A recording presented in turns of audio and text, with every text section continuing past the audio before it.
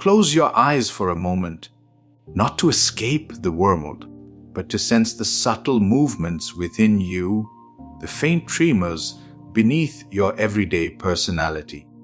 For beneath the face you present to society, beneath the disciplined gestures and the polite smiles, there exists a creature you have spent your entire life trying not to meet.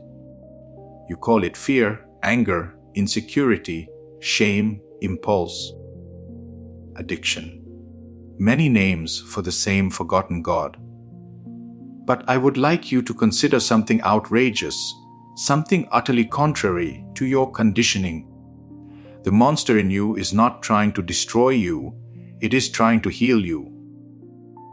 Every human being contains a vast, untamed wilderness of the psyche, what I called the shadow. It is composed of everything you refuse to acknowledge about yourself, not because these qualities are evil, but because at some point in your life you learned they were unacceptable. Perhaps you were told, "Don't cry like that. Don't express anger. Don't be too passionate. Don't be too bold. Don't show weakness. Don't desire too much."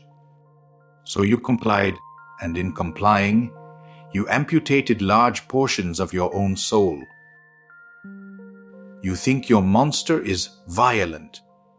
But what if its rage is really grief that never found a voice? You think your monster is envious. But what if envy is merely the pain of unlived potential? You think your monster is lazy. But what if sloth is the exhaustion of a child who was pushed too hard for too long? You think your monster is lustful. But what if lust is the sacred fire of life force, misdirected because you were never taught to reverence your own vitality? My friend, your monster is made of wounds, wounds that learned to roar because whispering didn't work.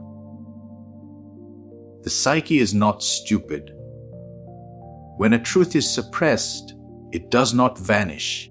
It crystallizes, it hardens, it begins to grow fangs and claws, not to attack you, but to get your attention.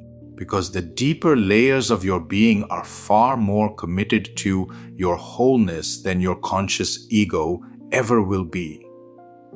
This is why your nightmares stalk you.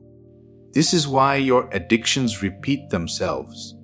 This is why your relationships keep collapsing along the same fault lines.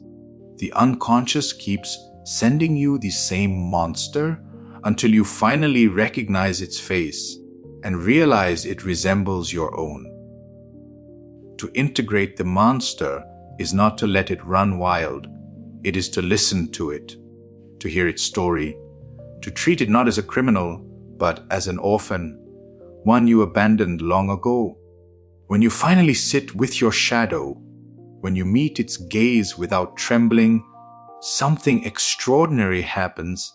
The creature begins to change shape. Its claws retract. Its roar softens. Its eyes no longer burn with accusation, but with relief. Because the moment you stop running from it, it no longer has to chase you. Remember, the monster is not the wound. It is the guardian of the wound. It stands there, terrifying, to keep you from entering the place where you were once hurt. That dark cave you fear to enter, that is where your power lies. Not metaphorically, but literally. The very energy you need to become whole, to become creative, to become fully alive, is locked inside the shadow. It is the gatekeeper of your own transformation. Most people try to be good, to be moral, to be socially acceptable, and in doing so they starve their inner vitality. They become polite, tamed, domesticated, but hollow. They walk through life like ghosts, disconnected from the raw elemental forces that animate the soul. It is no accident that the mystics, the shamans, the prophets, the creators, all walked into their own darkness. It is no accident that myths around the world speak of encountering dragons, devouring serpents, fearsome beasts, because the ancient mind understood that without meeting the monster, one never claims the treasure, and the treasure always is wholeness. To meet your monster is to stop pretending you are a single, simple self. You are not. You are a vast, many-layered, contradictory, pulsating ecosystem of instincts, archetypes, emotions, and unresolved memories. The ego is merely the thin crust floating on this deep ocean. The monster is the ocean trying to speak through the cracks. Healing begins the moment you understand that the parts of yourself you fear the most are also the parts that love you the most. They shout because you would not hear their whisper. They rage because their pleas were ignored. They disrupt your life because you refused to stop. The monster is the truth you tried so hard to bury, and truth, no matter how frightening, is always medicinal. When you finally turn toward it and say, "What do you want from me?"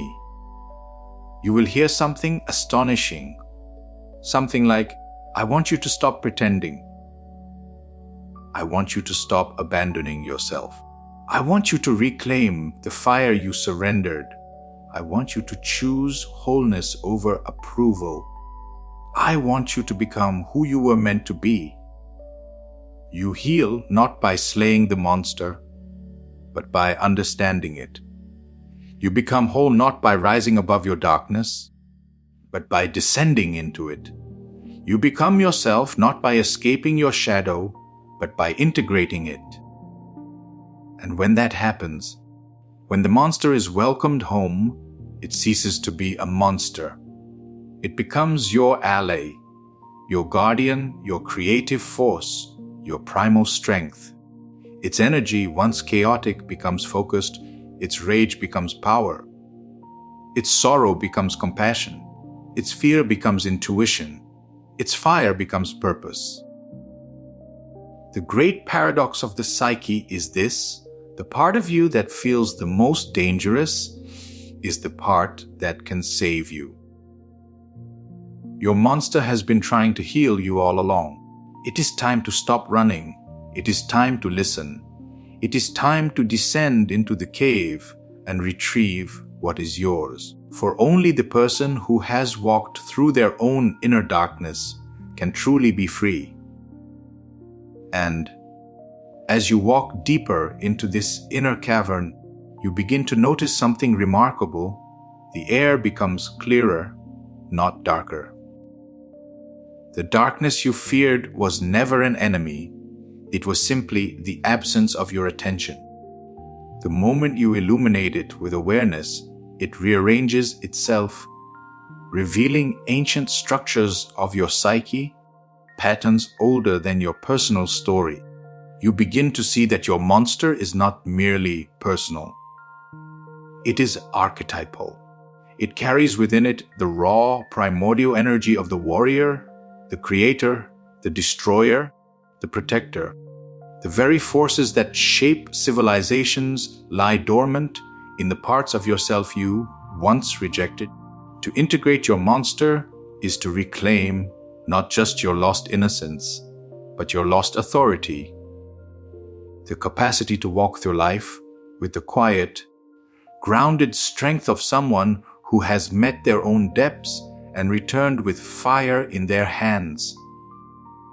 And then something even more extraordinary happens. The monster becomes a doorway.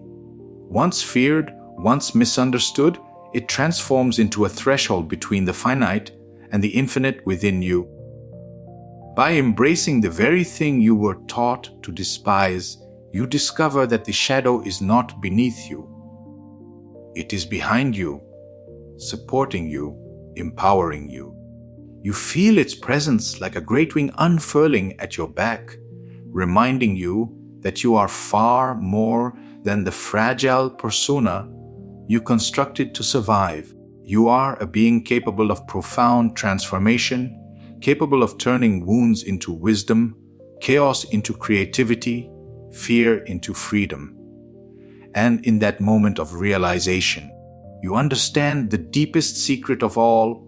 The monster was never trying to hurt you.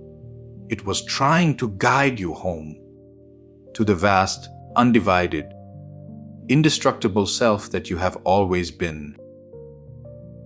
Welcome to Mystic Mind Psychology. If you found this insightful, please remember to like, share, and subscribe to the channel.